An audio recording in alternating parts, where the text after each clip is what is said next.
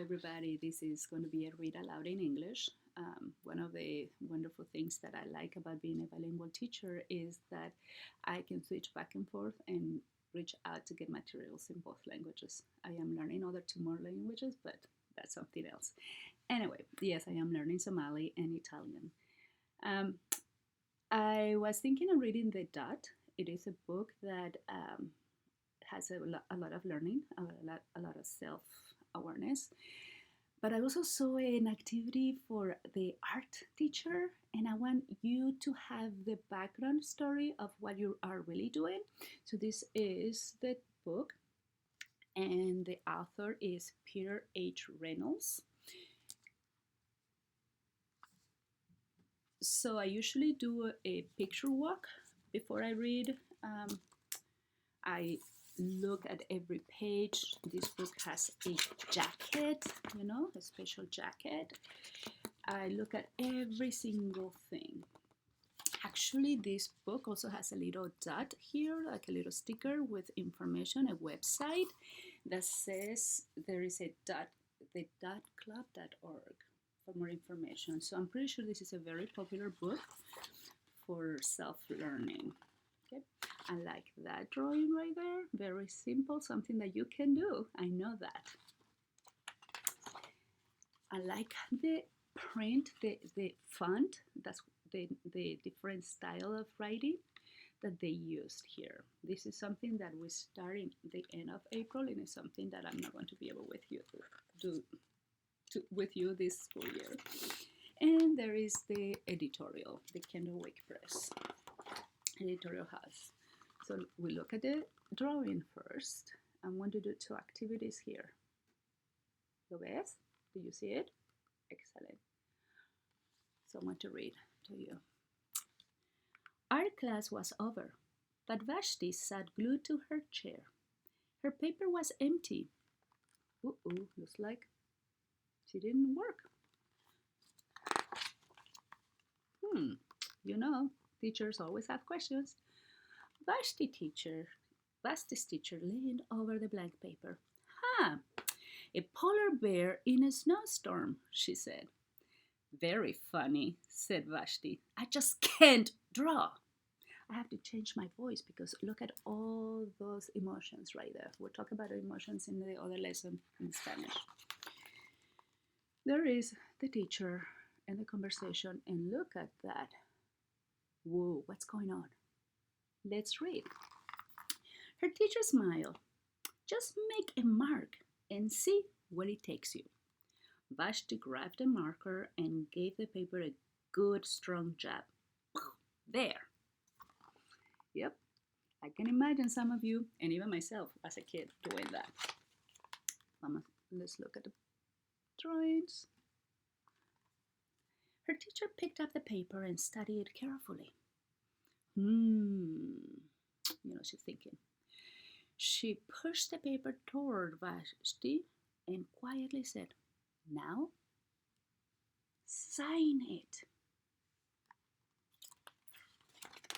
Do you think she's going to sign? Let's see. Looks like she did. Look at her face. Look at Vashti's face. Vashti thought for a moment.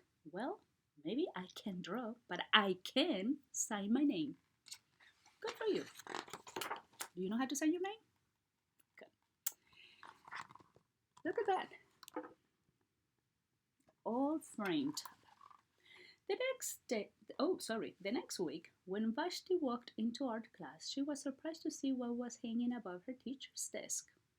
It was the little dot she had drawn. Her dot! All framed in a swirly gold. This print, the font makes it a little hard to read sideways. I'm reading sideways. Do you see that? Do you see the text? Can you read it? Thank you for helping. I can make a better dot than that. She opened her never before used set of watercolors and set to work.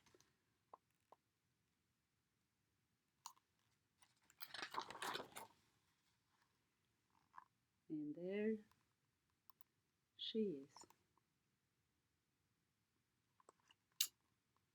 Thank you for helping me read. Vashti painted and painted. A red dot, a purple dot, a yellow dot, a blue dot. The blue mixed with the yellow, she discovered that she could make a green dot. A yellow dot, sorry, don't know there, a green dot. Vashti, I tried to read, but no, through the screen. Vashti kept experimenting, lots of little dots in many colors. Maybe that's what happens to you when you go to art, huh? If I can make little dots, I can make big dots too. Vashti splashed her colors with a bigger brush on bigger paper to make bigger dots. I like that. Vashti even made a dot by not painting a dot. She painted around and it created a dot. I think in art it's called like empty space, something like that. I remember taking a class. And just look at that.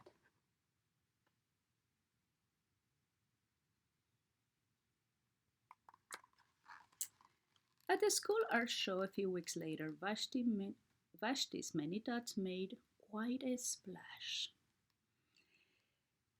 That brings me back that we're not going to have that this school year. Oh my goodness. So many changes. What do you think is going on here? Vashti noticed a little boy gazing up at her. You are a really great artist. I wish I could draw, he said. I bet you can, said Vashti. Me? No, not me. I can draw. I can draw a straight line with a ruler.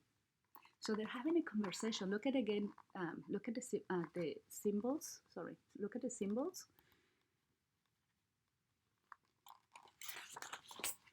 Vashti smiled. She connected with that boy, right? In that aspect, in that conversation, in that opinion. She handed the boy a blank sheet of paper. Show me. The boy's pencil shook as he drew his line.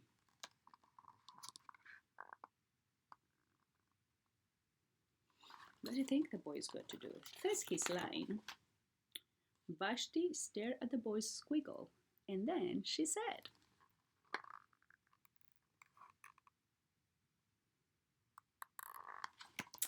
what do you think she said? I know some of you already read this book, but especially in Mrs. Roosevelt's and Mr. Lee's class, I know that. Also, if you were in the Sun class with me on Thursday talking about our emotions, we read this book together. She said, please, sign it. Sign it. Just like her teacher has said. And that's how the book ends. The interesting part of this book is that dedication page is on the back. It's a tiny little thing. And he said, dedicated to Mr. Matson, my seventh grade math teacher who dared me to make my mark. Oh, yes. That's the reason why I read this book to you, because you are supposed to do an activity in art. And I wanted you to have the background information, where the activity is going and where it came from. The idea originated because of this book. So now you know that, and I can see that we are going to finish this book with the art in Seesaw. Okay? So thanks for listening.